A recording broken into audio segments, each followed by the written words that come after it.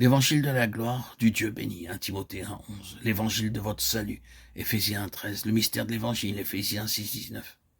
L'Esprit du Seigneur, l'Éternel, est sur moi, car l'Éternel m'a oint pour porter de bonnes nouvelles aux malheureux. Il m'a envoyé pour guérir ceux qui ont le cœur brisé, pour proclamer aux captifs la liberté et aux prisonniers la délivrance. Ésaïe 61. On lui remit le livre du prophète Ésaïe. L'ayant déroulé, il trouva l'endroit où il était écrit « L'Esprit du Seigneur est sur moi, parce qu'il m'a oint pour annoncer une bonne nouvelle aux pauvres. Il m'a envoyé pour guérir ceux qui ont le cœur brisé, pour proclamer aux captifs la délivrance et aux aveugles le recouvrement de la vue, pour envoyer libres les opprimés, pour publier une année de grâce du Seigneur. » Alors il commença à leur dire « Aujourd'hui, cette parole de l'Écriture que vous venez d'entendre est accomplie. » Luc 4, 17, 19, 21. Et comme le jour de la Pentecôte s'accomplissait, Acte 2, 1. L'année de faveur de Dieu. Une meilleure traduction est l'année de grâce du Seigneur. C'est ce qui est introduit par l'évangile, ce qui se trouve en arrière-plan et qui fait de l'évangile de la gloire du Dieu béni. L'évangile est fondé sur l'année de grâce du Seigneur. L'Esprit du Seigneur, Dieu, est sur moi pour proclamer l'année de grâce de Dieu. Qu'est donc cette année? Le principe vient de l'Ancien Testament du livre du Lévitique. 25, 10, 11. Et vous sanctifierez la 50e année. Vous publierez la liberté dans le pays pour tous ses habitants. Ce sera pour vous le jubilé. Chacun de vous retournera dans sa propriété et chacun de vous retournera dans sa famille. La 50e année sera pour vous le jubilé. C'est l'année au cours de laquelle la liberté est proclamée. Et nous avons dans Ésaïe 61, 1, la liberté pour les captifs. C'est l'année du jubilé. La 50e année, et la 50e année devient l'année au cours de laquelle la bonne nouvelle est annoncée pour proclamer la liberté. L'année de grâce du Seigneur. L'Esprit du Seigneur, Dieu est sur moi pour proclamer cela.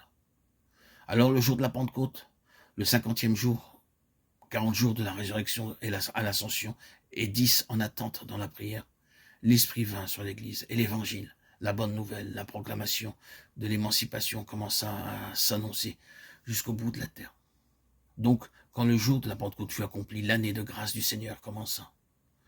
En retournant à Ésaïe, nous pouvons nous souvenir que ces prophéties à partir du chapitre 40 font allusion au retour d'Israël de la captivité, un peuple qui était prisonnier en captivité. La proclamation de leur liberté est faite. L'affranchissement de ceux qui sont liés, l'année de grâce du Seigneur pour leur retour. Et quel est l'arrière-plan de tout cela?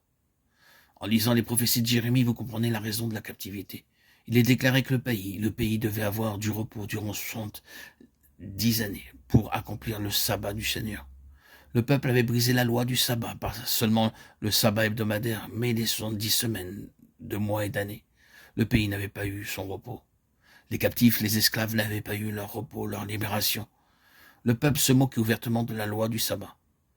Ésaïe 58 dit qu'ils avaient tourné son jour saint en un jour férié, pour en faire un jour pour leur propre plaisir. Ils brisaient la loi du sabbat.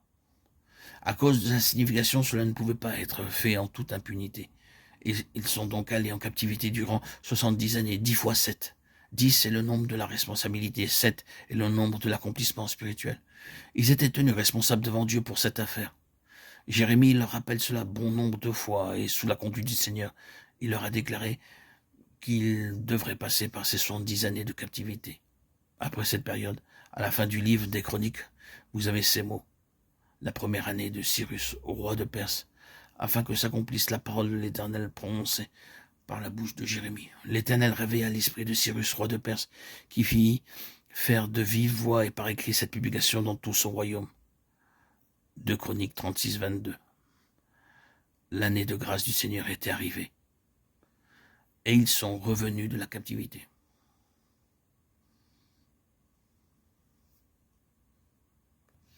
Il y a ici l'histoire, il y a le symbolisme. Mais vous ne pouvez pas dire pour autant que le but de Dieu soit atteint quand vous parvenez à la période de Luc 4 ou à d'Acte 2. En dehors du domaine historique, cela a servi à son dessein comme étant l'illustration de la jalousie de Dieu pour ses témoignages, ses ordonnances et ses sabbats. Israël est le grand exemple de la jalousie de Dieu, mais aussi de sa grâce.